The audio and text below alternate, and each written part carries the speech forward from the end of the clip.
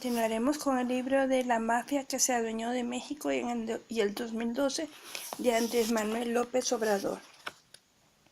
Dice que también explicó que a partir de la crisis económica de 1982, a México comenzaron a atornillarlo durante el sexenio de Miguel de la Madrid, quien sin entusiasmo se resignó a ser albacea de un sistema que había durado 50 años, y señaló que los programas de ajuste estructural impuestos por los norteamericanos a toda América Latina estaban ocasionando en todos lados un colapso económico, un mayor desempleo, un grave empobrecimiento de las mayorías y un engordamiento de los ricos, provocando una tirantez social que en algunos países está al borde de la ruptura, igualito que en México.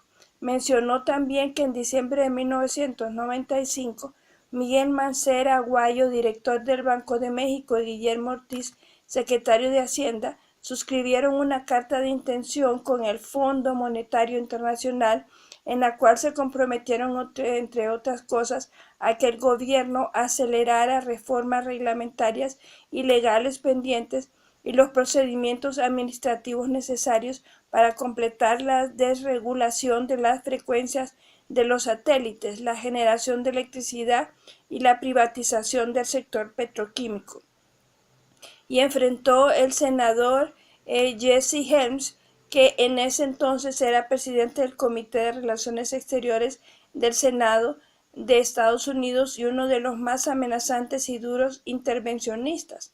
Al terminar su artículo afirmando: a mí en lo personal me gustaría encontrarme alguna vez con Mr. Helm y decirle que después de todos los insultos a nuestro país, ahora se preocupa por la escasez de petróleo, hacerle un ademán que usted puede imaginarse y decirle: tenga usted sus petroquímicas.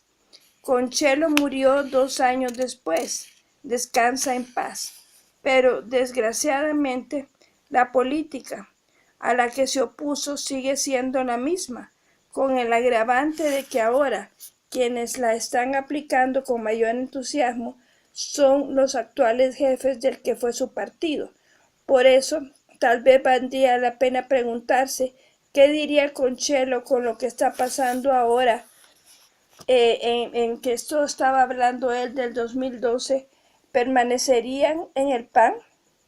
Al mismo tiempo que los tecnócratas abrían las válvulas para explotar al máximo los pozos petroleros existentes, cerraban la llave del presupuesto a Pemex. De 1982 a 2008, la inversión pública en esta industria se redujo al mínimo, pasó de 2.9% del PIB a 2.2%.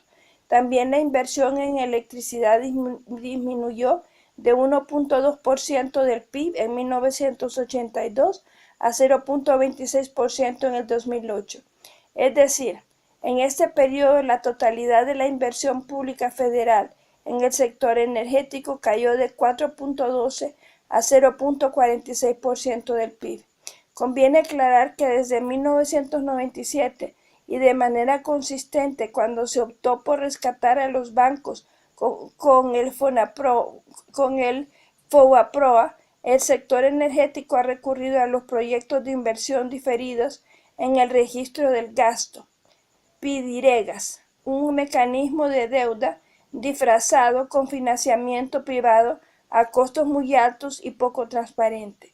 En términos presupuestales, tal procedimiento ha permitido financiar los planes de inversión del sector, básicamente en la extracción de crudo y la expansión de generación eléctrica, pero ha aumentado en forma desmedida la deuda de Pemex, de la Comisión Federal de Electricidad y del Gobierno Federal. En la actualidad, la deuda de PDIREGAS de Pemex es de 48,000 millones de dólares y la de la Comisión Federal de Electricidad es de 12,000 millones de dólares. En el caso de esta última empresa, se puede decir que se encuentra técnicamente quebrada. En pocas palabras, la arruinaron con la política de privatización y sobre todo con la corrupción imperante. También hay que decir que los gobiernos neoliberales, en vez de llevar a cabo una reforma fiscal progresiva y cobrar impuestos a las grandes corporaciones empresariales y financieras, han optado por confiscar a Pemex todos sus ingresos.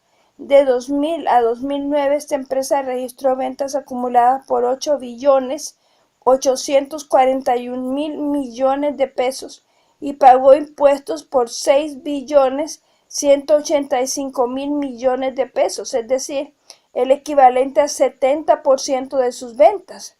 En contraste, en este mismo periodo de inversión pública directa en Pemex, sin incluir deuda, fue de 437.000 millones de pesos.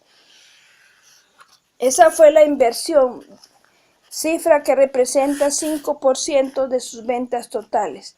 Los ingresos obtenidos por petróleo se han ocupado para financiar el presupuesto público, al grado de que cada peso del presupuesto, 40 centavos provienen del petróleo. Esta política fiscal que sangra a Pemex ha sido utilizada para compensar el déficit que registra la recaudación, debido a que en nuestro país las grandes empresas prácticamente no pagan impuestos.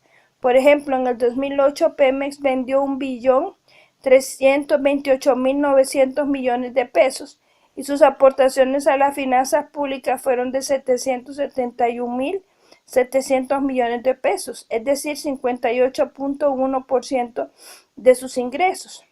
Mientras en ese mismo año, según cifras de la Bolsa Mexicana de Valores, 9 grandes empresas del sector privado, Cemex, América Móvil, FEMSA, Walmart, Bimbo, Grupo Alfa, Grupo México, Grupo Bachoco y Telmex, registraron ventas por 1.327.000 millones de pesos y pagaron impuestos por 23.408 millones, 1.7% de sus ingresos.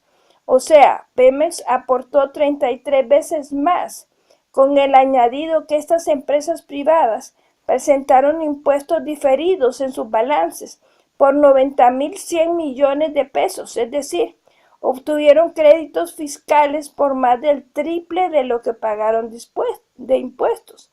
Además, no sabemos cuánto terminaron pagando en realidad, porque también se beneficiaron con la devolución de impuestos. Por último, habría que agregar que a los gobiernos panistas les ha tocado la época de precios más altos del petróleo en toda la historia del mundo. Fox recibió durante su sexenio recursos presupuestales del petróleo del orden de 335.000 millones de dólares y tan solo de excedentes por los precios altos obtuvo 10.000 millones de dólares por año en el trienio 2004 a 2006.